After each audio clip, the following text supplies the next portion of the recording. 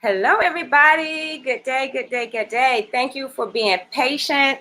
We were having some technical difficulties going on in the universe. Technology.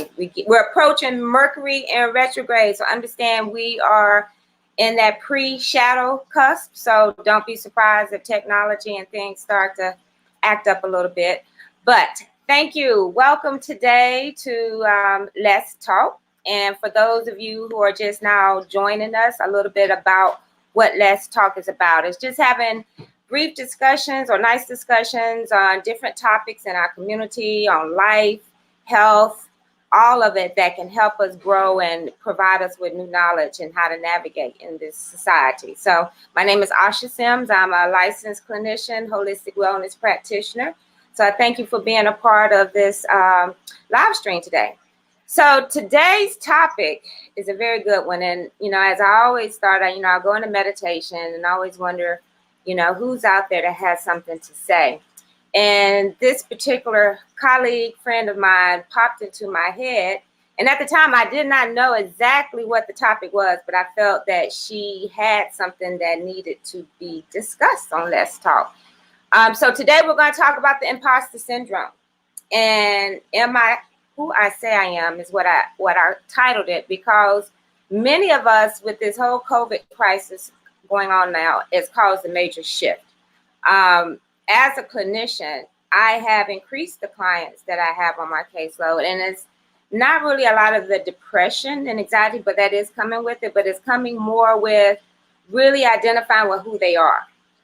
When you come into an environment where everything is shifted and our roles in society are not the same. Some of us thrived off our jobs and feeling competent and, being in leadership positions. So now that you're home, and whether you're home by yourself or home with others, you start to reflect a little bit about who you are. The comforts that you once had that kind of gave you that sense of fulfillment are not there. So you're left with, well, who am I? And so I think this is a good topic when she mentioned I'm going to bring her on, because I even had to look at myself for a moment and let me take the quiz to see where I am in this, because many of us become overachievers and there's a borderline. And when being highly successful and achieving can cause imbalances in your life as well.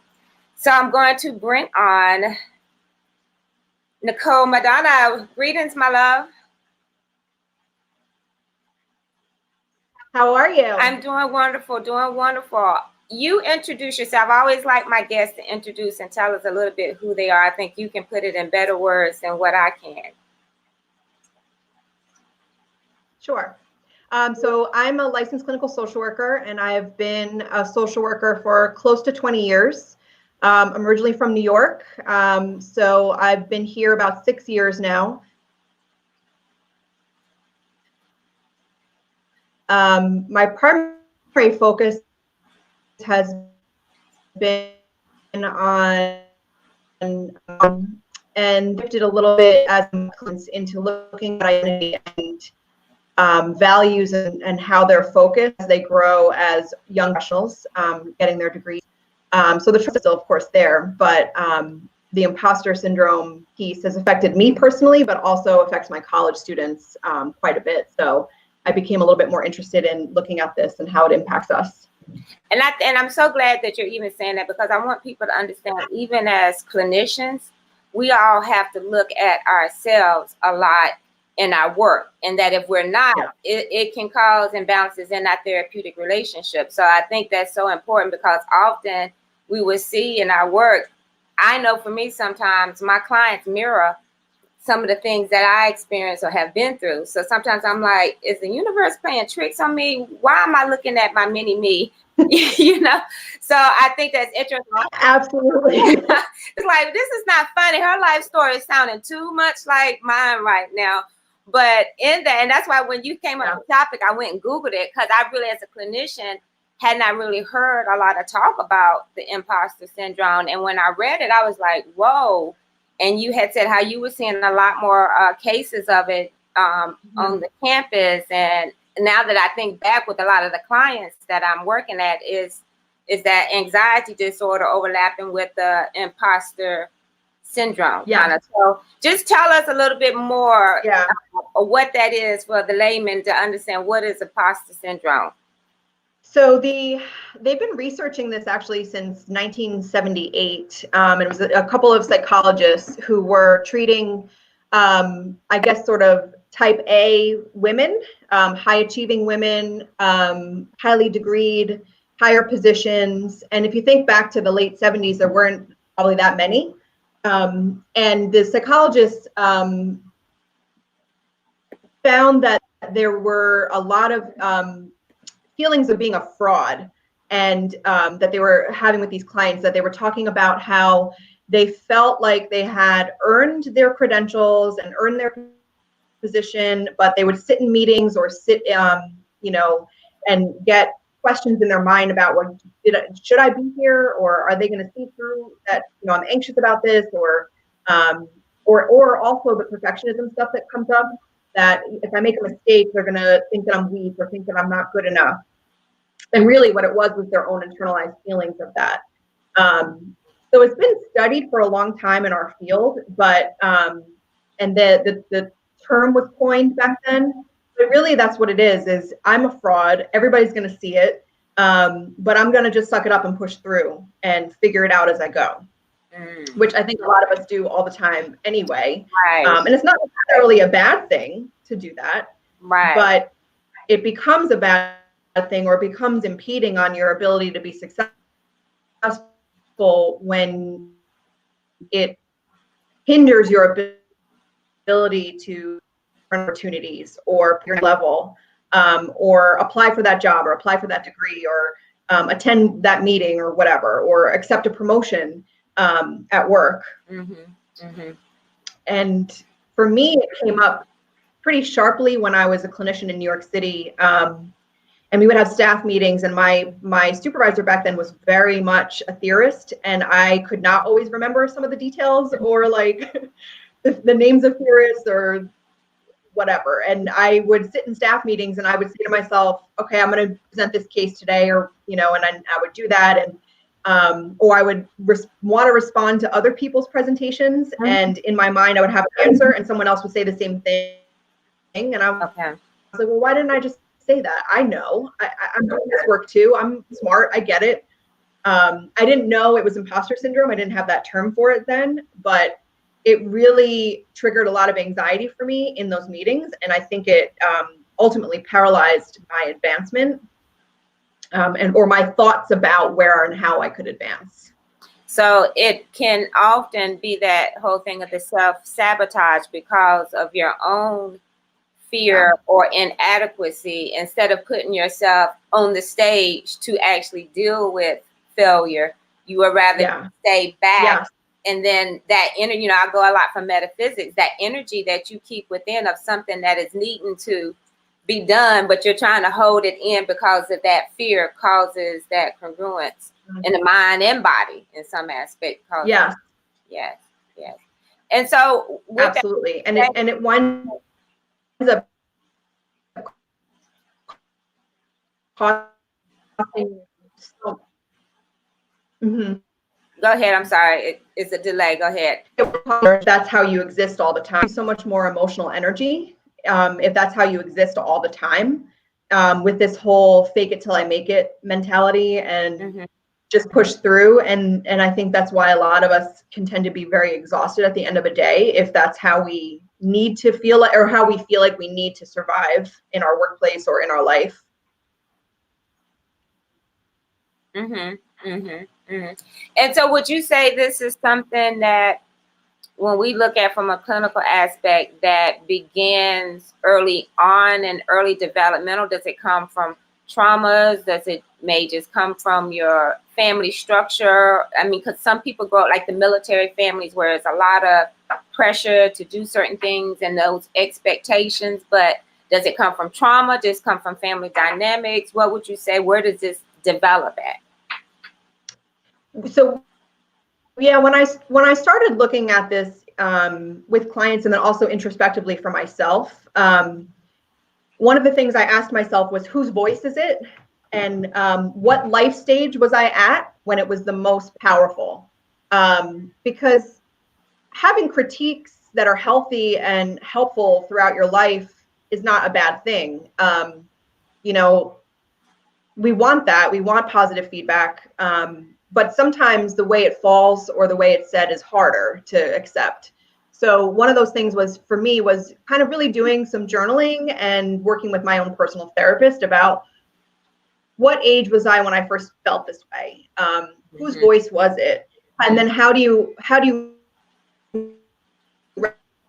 reconcile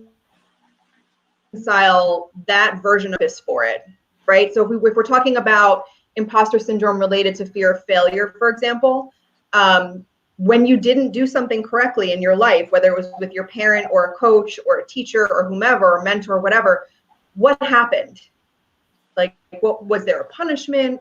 Was it creative, constructive criticism? Was it something that was more damaging?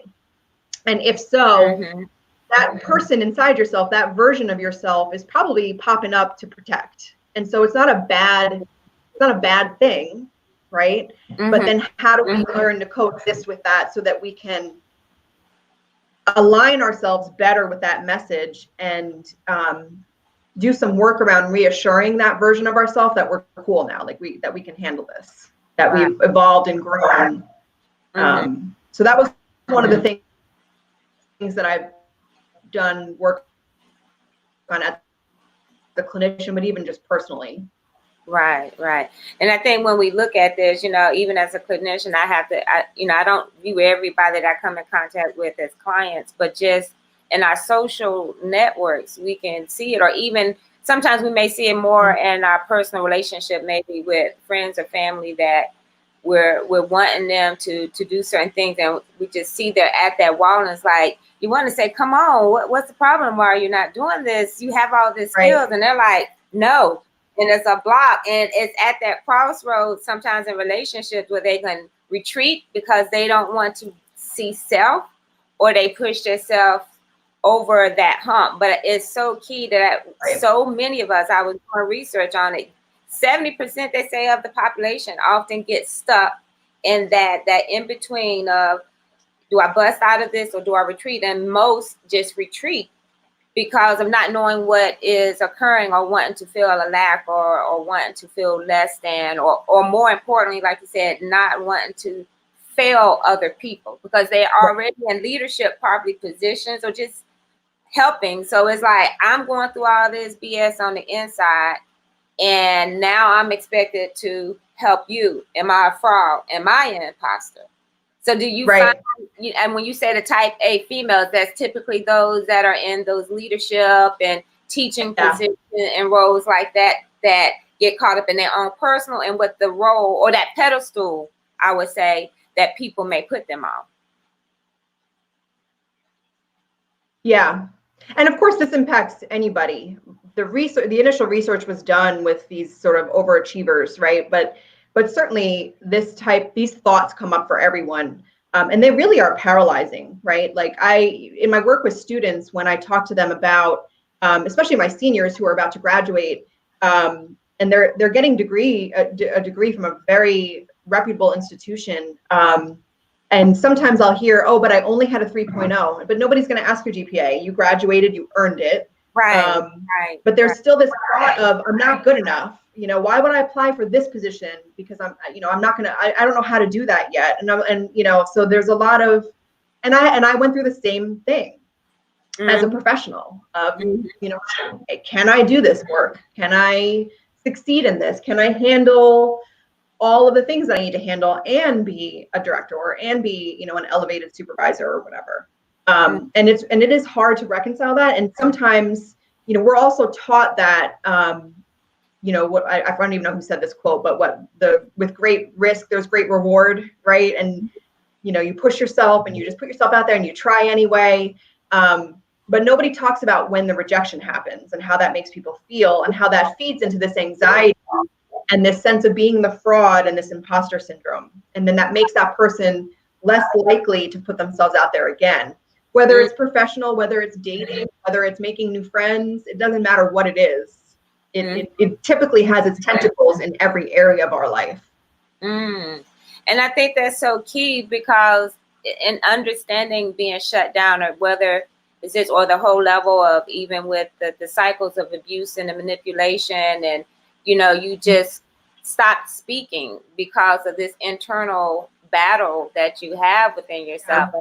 It'll be very interesting, with me being the metaphysics of the mind and body, of what the physical symptoms that many are dealing with in regards of the imposter syndrome, whether because of not speaking your truth, or it could be when I go into thinking about chakras and an overactive and underactive chakra, it could be overactive and having to talk so much to have the world to know I am validated, I have knowledge, or not speaking anything at all. Either way is some imbalance that is occurring physically and energetically that is processed on. So in this process of the inner battle, and I think this is what's scary for many people, because it's all this that's going on inside, all this, and there's so many people. Sometimes I would ask people to do something. Oh, I want you to speak on this, and I think they have all this knowledge, and this look of fear just comes across their face. How do we help people to move through this? Like many people say, nobody wants to fail at anything, but what are the techniques that you feel are the best to help people start working through this process to get to the other side?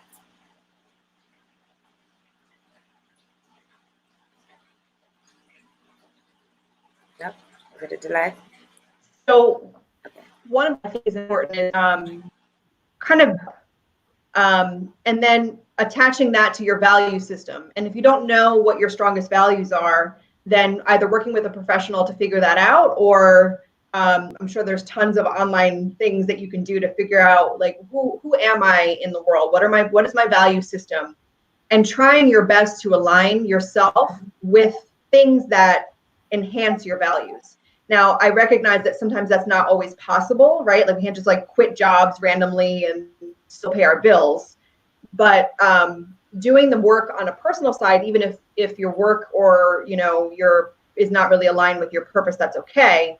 But really identifying your values, who you are, and that typically is based in things that are most important to you, right? And sometimes when I do value work with students or with clients, it's not something that they can readily access. So you might need some assistance in that, and therapists are certainly wonderful to do that work with, or even some sort of a coach, like a life coach. That is important. Values align with your goal self, and not in 5 years, maybe just in a month, like maybe in 3 months, maybe in 5 months, maybe in 6 months, whatever your time frame is. It doesn't need to be this big, long, drawn out thing, because we also want to be able to set goals that align with who we are, that are attainable. Even if they push us out of our comfort zone a little bit, that's okay. But we want them to be something that we can reach for and actually touch, and then actually maybe even enhance upon. So that's the first step, I believe, that is really helpful. And I think this is so important, like what you were even saying with college students, because even for me being a former professor, at John C. Smith University, and sitting in a class doing freshman orientation and asking many of the students, why are you here? What's your major? And sometimes I would have to ask, is that the major you chose, or is that the major your parents chose? Because you can only think of the anxiety if someone's coming in and they're a true artist at heart. They just want to draw, they just want to be creative.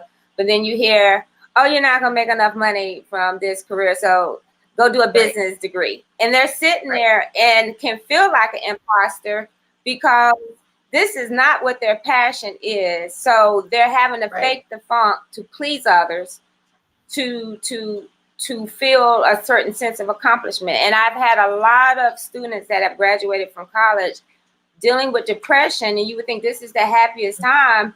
You're coming out, you have this degree, but they're like, I feel like the world has set me up. I went to high school, I did this, I got my degree, but I cannot find a job. And I thought the world was going to be this when I graduated.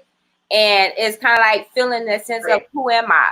What is my purpose? I got the degree, but not understanding that sense of value. And I think someone had had a question and was asking was, COVID really, were we seeing a lot of healing and expansion in clients, or was it provoking this shift because people don't have the things that they once had to rescue them? And I think that's why we're seeing the imposter syndrome, the anxiety, because it's like now like people are having to deal with themselves. They can't run out and do this to keep themselves busy, you know, and you know, everybody is really now looking at, like you said, who am I? Because even the jobs that we once felt was secure, they're not secure anymore. Some people really felt they had jobs that would not be a job that I would feel would be at risk. So you're really having to look at, how do I survive? Who am I?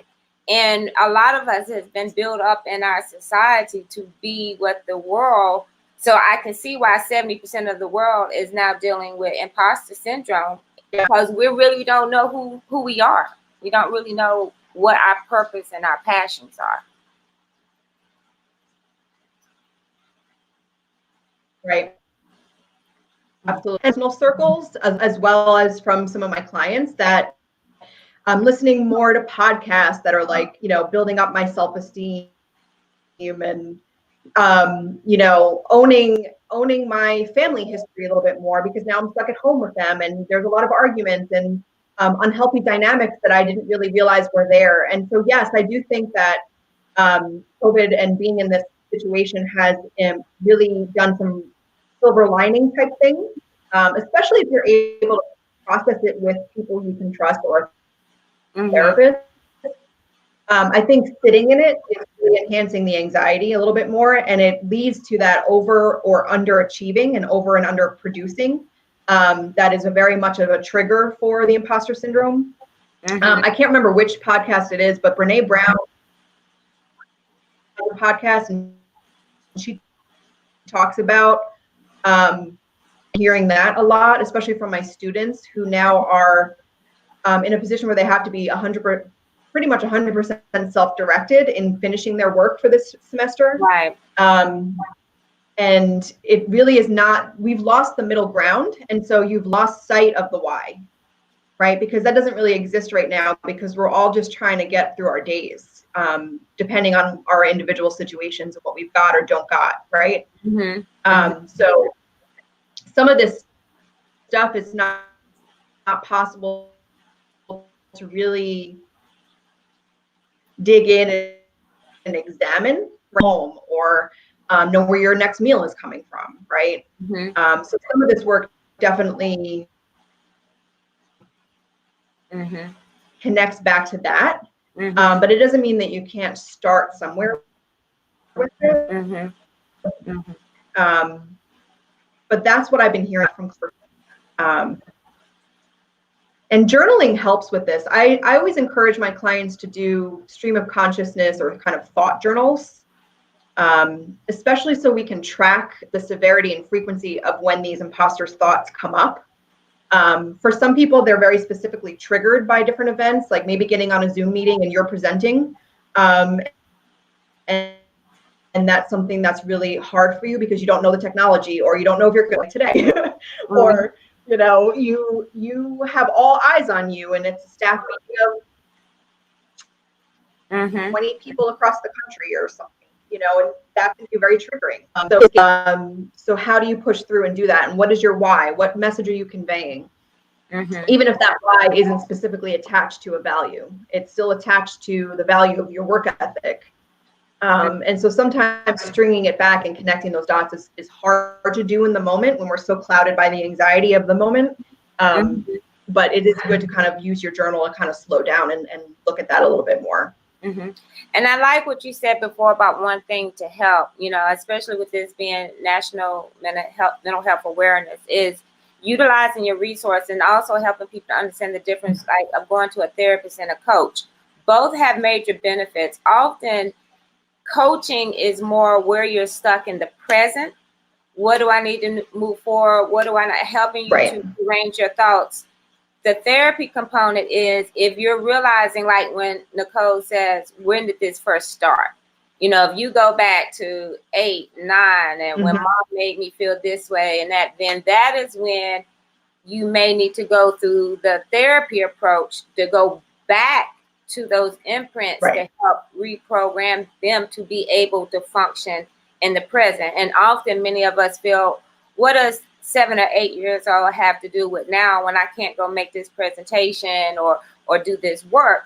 But it goes back to that, the inner child, or the I'm not really going to say traumas, but I'm going to say emotional impacts. Like you said, if you put yourself out there and have some sense of rejection, that affects different people differently, and it becomes a cellular imprint. So whenever this situation comes, your body remembers, oh, this did not feel good, so I'm going to shy away. So a lot of this is being aware. I think that's the first thing, of acknowledging this, because this also could lead a whole nother level. I would take Nicole's narcissistic personality to the point where you do everything, right? You don't do anything wrong. That's a whole nother level of dealing with self. But in regards to that, it's still that balance of finding someone to talk to verbally get out, because things get stuck and everybody process. And right now, everybody is stuck in the house and they're processing and not moving. So your head is feeling like it's about to blow up. Either what am I going to do to make money? Do I even like myself at this point? Now I don't have these, I can't look. Some people can't get their hair done, so it's like your toes looking raggedy, your hair's not right. This is what made me. Now, who am I in my truth at this point in time? So absolutely. It's really awakening. Another question I saw in the comments was the males. I know a lot of the studies talk about more females are dealing with this, but males can typically, I wonder why is it more females than the males or is it that the males are not as openly expressive about what they're experiencing?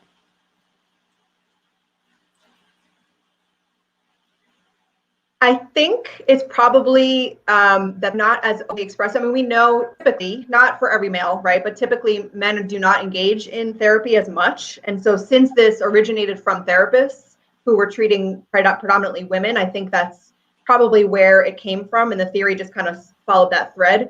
But last year I did a talk with Ignite Charlotte. And when I was with a small group of people who were speaking, two of the male speakers approached me after and said, hey, I never knew that this is what this was called when I hesitated on this project in my early 20s, and I didn't know that that's what this was called. And I think that there's just a disproportionate lens to mental health towards women and not towards men, but it doesn't mean that it doesn't impact men, for sure. I have a lot of male clients that I've worked with over the years that describe the components of this, but don't have the language to describe exactly what it is for themselves. And then the idea of a man coming out and saying, I feel like a fraud in our society, in our culture, is probably not going to be one that you're going to hear a lot, right?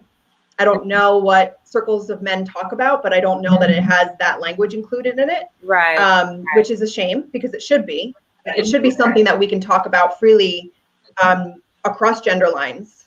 And so I would challenge men to talk about it more and talk about how they feel when they're in that boardroom, right? Or when they're in a position where they are in a spotlight that they've never been in before, or they felt like they were coming out of a place where they didn't think they earned it, because it does impact everybody, for sure. Right.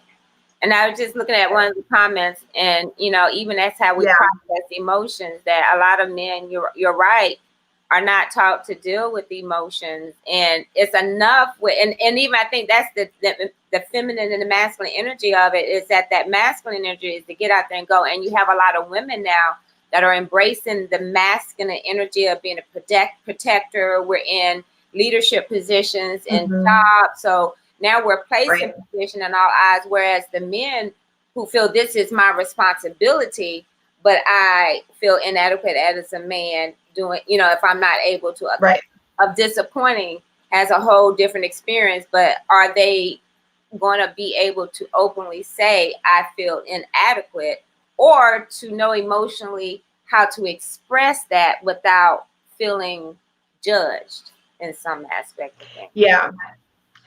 Some of the work I've done with male students and in the college level has a lot to do with identity exploration, and I think that's a really good place for men to start doing this work in particular.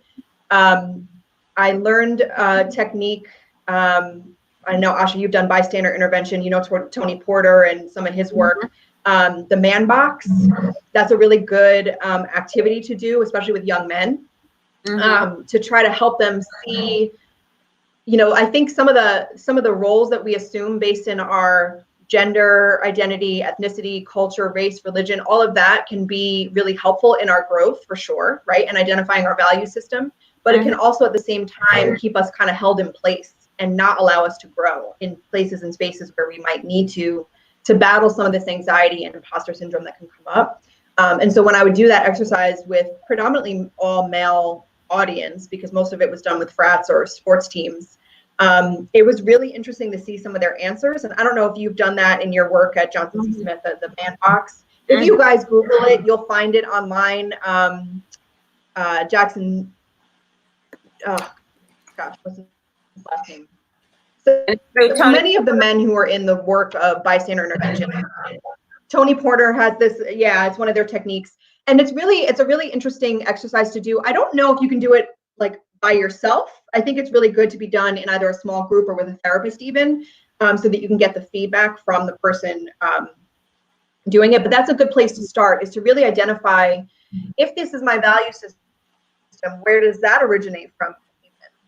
And is this helping me to grow? Is it helping me to be a complete whole person and be all well-rounded so that I can really live in my purpose and really understand what that is, so that when the voices come up to tell me that I can't do something or that I'm a fraud, can I put them in their place? Can I check them and still proceed as if, right?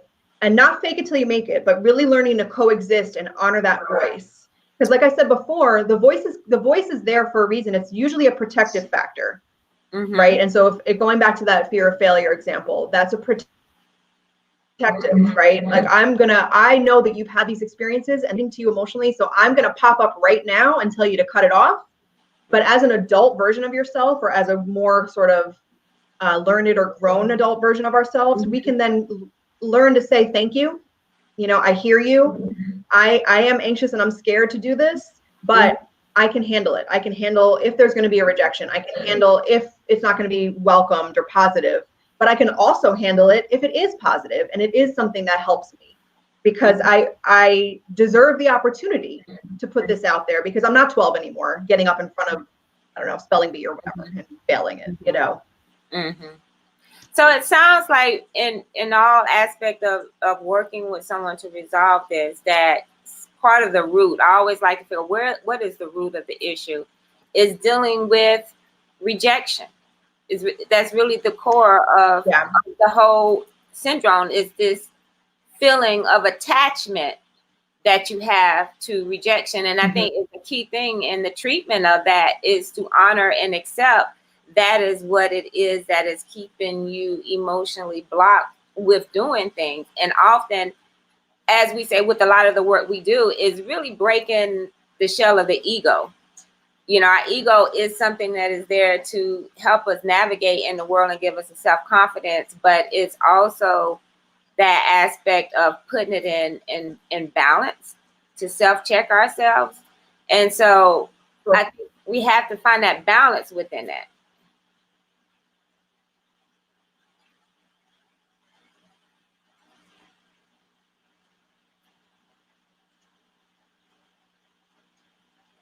I don't know if you froze up, Nicole. I didn't want to overtalk you. But oh, yeah, it's okay. Yeah, I think, yep. Yeah, I definitely agree that, and people handle rejection and define it. People define rejection and handle it all very differently as well, I think, right? But we don't just wake up one day and think we're a fraud. It does come from somewhere. And so it's okay that the rejection could be perceived and not real. and it's okay that the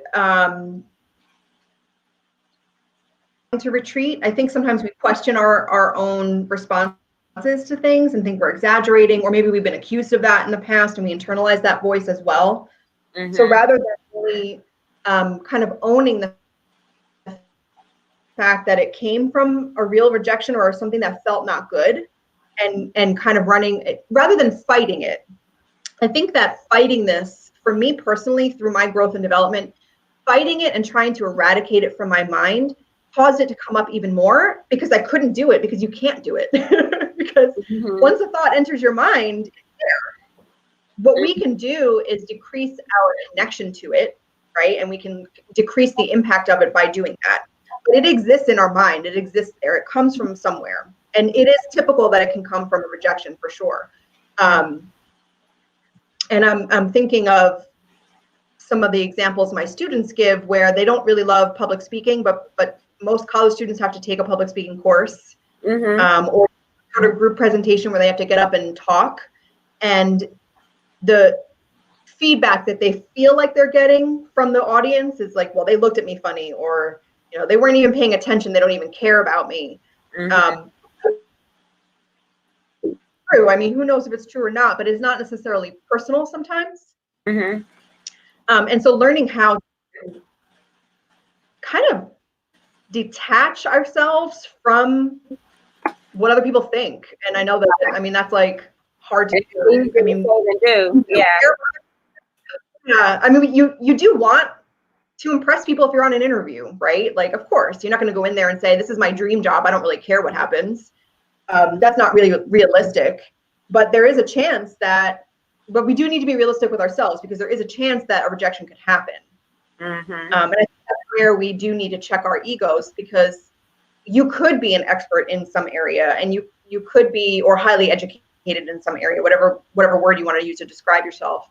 But there could also be somebody else. Like, there's always a chance that the applicant pool for a position is, you know, people are selected for a reason, and you're going to have competition. You're not going to always win. And I think that's something that can be very challenging, and really triggering for that imposter syndrome. Well, I've been rejected for the last 3 jobs I applied to, so I'm just not good enough for this stuff. And what am, you know, and then you question your whole life of like, well, why did I get this degree, or why did I do this? Or right. As I say, you go that you're not right, exactly. It's very easy to do that, and it's also very common. And I think one of the biggest issues with overcoming imposter syndrome is that we don't talk about this with our people in our lives. Like, who's your person? Who's that 3 a.m. person that you would call in a crisis? This is a crisis. It's an identity crisis.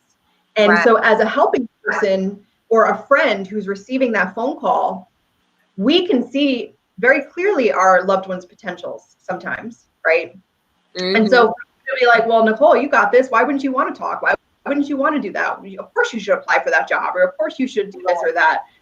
I may be thinking to myself, no, I'm terrified of that. Of what's going to happen if I do that? What happens if I do get it and then I don't do well at it, or whatever? And these are all the thoughts I have in my head. But because you see me that way, I don't want to disappoint you that I have these thoughts. So like I said before, imposter syndrome can have its tentacles in so many areas of our thoughts and feelings in our life, and impact so much. So as someone who might be on the receiving end of a conversation with somebody who's having this come up for them, it is important to like kind of validate, like, yeah, it is scary to do that. Maybe I don't have any experience with that thought or feeling, because of course not everybody has imposter syndrome. But, you know, tell me more about that. How has it impacted you? Like, how can I help you get through it? Do you want to do a mock interview with me? Can I look at your resume for you? Whatever, you know, being more helpful versus hindering, because they're already their own worst critics. We don't need to enhance that. Right. So in the clients that you're seeing, we've talked a lot about how we see it more, you know, within the college students trying to find a self-identity and in our workforce places. How do you see it playing out in relationships?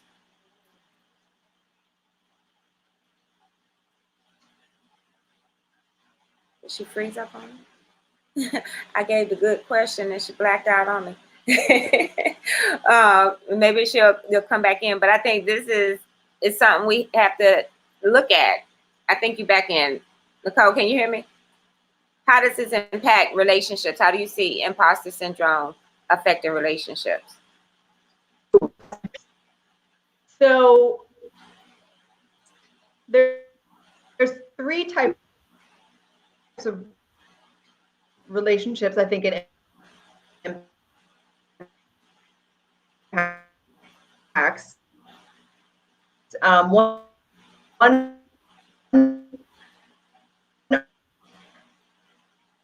our relationship to our right, our other loved ones, relationship. Mm-hmm. If we're imposed and critiques you got with your parents, anything. And she'll come back in. I know she was getting good in the conversation at that. But I think when she comes back in, even as a clinician, I think we have to look at, we're talking about how this plays out in our workforce, as well as in the place of home, I mean, at school. So now we want to look at how this plays out in relationships. And that you said a lot, Nicole, but it was like real blurry. So let's see if Sorry, I know I got kicked off. Yeah, right.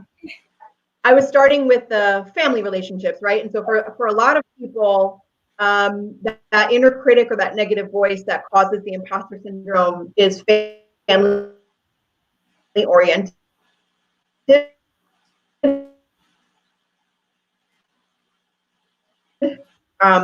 Sometimes our parents just kind of doing the best they could with helping grow and move forward, right? But that can be very triggering, and so some of the complexities that come up from that with our family connections is really hard. And then if you're a parent, how do you take the good parts of our parenting that we grew up with and bring it to your children, without trying not to cause that for them in the future? I think that's like that's like really hard to do, but. So I think that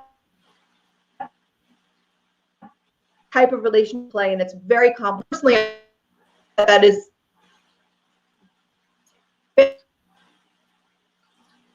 family connections, if there's some negativity that's come from it, or even it's really difficult. Circle with a high imposter if you belong, right? Are these my people? Do they see me? Do they care about me? Do they understand what is about my what is their response going to be? And for me personally, that in the past have been, well, I don't believe that you didn't care about yourself, or I don't believe that you think that those things about yourself, because outwardly I don't put that off. Because when you have imposter syndrome and you live with it a long time, you really learn how to manage it, and you learn how to not put it out there. It's the aftermath of putting yourself out there that can be really draining and hard for people with it, right? So that's the piece that normally we handle by ourselves, or if you're in therapy, you handle it in a therapy relationship, but not necessarily with friendships.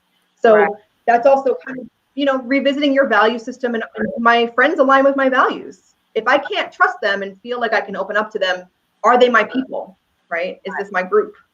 Which is even more, Nicole. And sometimes that's hard. Right. Now that we're talking about dynamics and relationships of couples, now they're having to be confined in a house now and dealing with each other in the mirrors of each other. And if you're feeling, you'll be surprised on how many wives are making it to fake it to feel like that this ultimate wife, but inside are feeling totally insecure, or vice versa. The husbands are putting his role like I got it together, but not. And like you said, going back to rejection, nobody wants to say that I don't feel strong enough in this role because of the sign of weakness and all, which can cause relationships to go this way, because an individual who is scared and fearing of themselves is now going to reflect that upon their mate to cause it to go this way when it may not have even gone that way because they're not willing to open up to what is occurring, right? Because of the rejection. Absolutely. Mm-hmm. I think what this stay-at-home quarantine, whatever you call it, I think it's put a lot of those types of things under a backfire.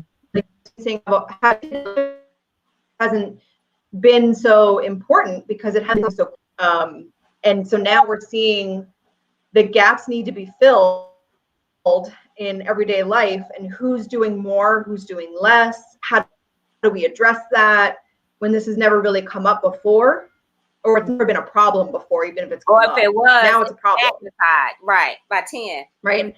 I read an article recently that yeah, exactly. I read an article recently, and this is pertaining more to couples with children. Not everybody obviously has children, but those of us with school-age children, who's assuming the role of the educator at home?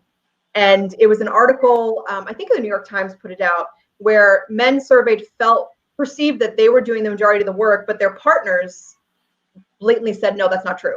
I'm doing the majority of the work, and I'm doing the majority of the housework and cooking, and I'm working full-time also at home, because a lot of us are working at home as well. Mm-hmm. So those are definitely things that have come up in ways that probably never would have if we weren't in this living situation, right?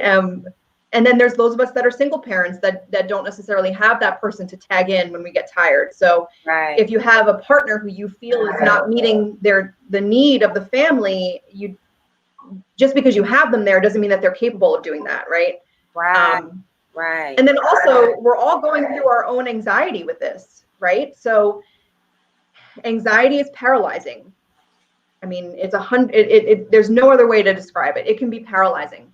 So I've been hearing from some of my older friends who are married. Not like I treat college students, so not all of them are in, marital situations or living situations. But there's this idea of, well, my partner's just kind of disappeared. Like they're there, but they're not really there. They're not helping.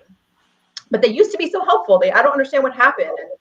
And again, these conversations are hard to have, but there is a lot of anxiety about losing jobs, or, what if I don't meet the weekly goals or whatever? Am I going to get a pay cut, or my hours going to get cut? I mean, there's a lot of stuff going on and floating around. And so they're existing as couples in the same home, but sometimes they're completely light years apart from each other because they are not relying on each other to get through it.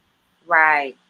And then if you have these children floating around, and then we got our kids around who we have to teach or educate as best we can. I don't call it home teaching, homeschooling, because I'm not. I'm guiding him through the exercises that his teacher prepares for him, and she works really hard to do it. Thank goodness I have a great teacher, but it's time consuming, and it is 100% on me to do it, and it is very draining no matter what. And so families are juggling a lot, and then the imposter syndrome comes up, right? What kind of mom am I? What happens if my child's grades drop? Is that a reflection of me? Right? What happens if I can't produce this week at work because my child needs me more? Is that going to be, to my detriment? What if I want to tag my partner in for the day because I'm just drained and exhausted and they're not willing, or they can't do it themselves? Like, how do you reconcile that? And so it is very hard. And then I have my clients who are single, right? And what does dating look like in the time of COVID? Right. Everybody's on the dating apps anyway.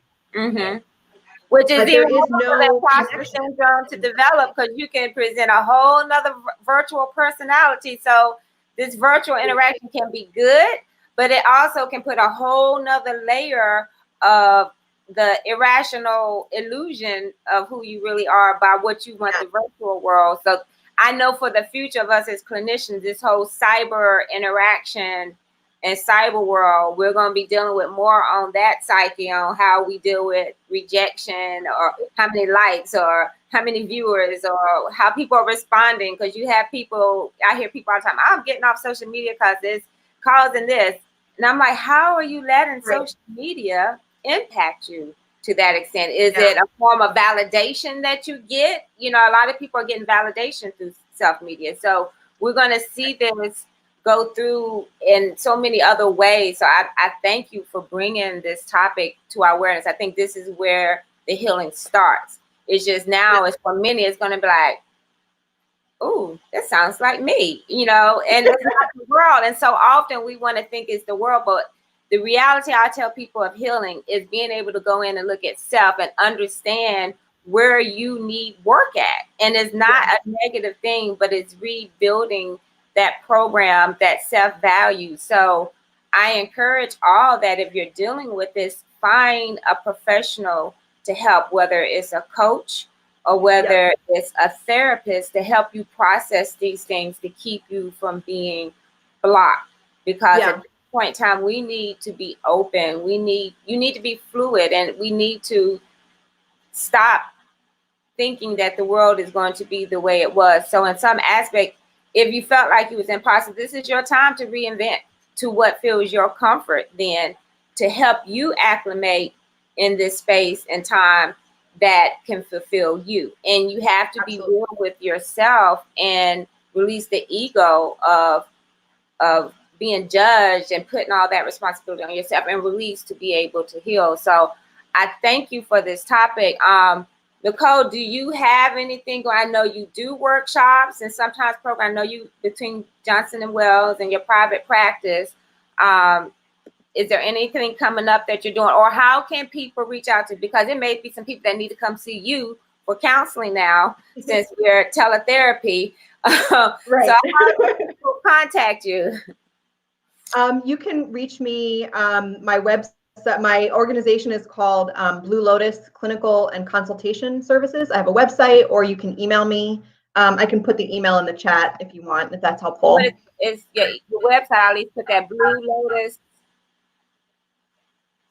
What is your website? Blue Lotus CCS. Blue Lotus. Blue Lotus. CCS. CCSPLLC.com. Okay, so if people need to reach out, did I spell that right? I know I was moving fast. One less C. One less C. I got out of control. CCS. Yeah. Almost, you almost got it. I know it's long. So I to say, okay. But yeah, I do. I see social work LCSW like associate license, who are, I see them for supervision. So if anybody knows anyone who needs supervision to get a social work license, I have openings for that. And then this is a workshop that I have been developing. I have one for clinicians about imposter syndrome and how to treat your clients. And then I have one for people who just want a little bit more concentrated version of this talk. It's still in development, but it's going to be launched soon. So stay posted. Okay. Okay. Well, I thank you. I'm trying to edit. I was trying to show people. You guys take a C out of this website. I don't know when you put it up, but I'm trying to edit and talk at the same time. And look, my imposter syndrome is not working right now to do both. But I thank you for this. I thank you for the dialogue of increasing. And I would even think this can be a whole nother course for clinicians, for my clinicians on board, because I know for many of us right now as essential workers and frontline workers and dealing with this, many of us are questioning, am I even adapt to help others deal with this, because I'm in the same situation and feeling anxiety, and can I help? Can I help others? So absolutely. Yes, I understand. And that's when you start feeling my imposter. They're coming to me to help resolve, and my house is chaotic, jack my son up by the back of the shirt because he won't do his spelling words. How am I supposed to teach somebody anything? So I'm surprised mine didn't interrupt us, because he likes to come in on in session. Kind of fly through, but he knows the deal. He knows the deal now. I think he knows by now too, but every now and then he'll open the door with a snack in his hand and say, "Can I have this?" And I'm like, "It's not just working." Thank you. See, these are the things we have to discuss, because we're thinking maybe we're bad moms. We can't just get it together. I know. Because there's so many times I'm having to keep the face on the camera and I'm on the side, like pointing. Totally understandable. Yes. So thank you, Nicole, and you guys. Thank you for having me, Asha. Need more information from her, please reach out to her. It's been a blessing having you on the show, and we'll make sure we put all your information in the line. So thank you all for joining. Share this with others. I mean, I'm pretty sure in your head you're like, oh yes, this is my sister all day, or this is my boss. I mean, be careful sending it to your boss, because right.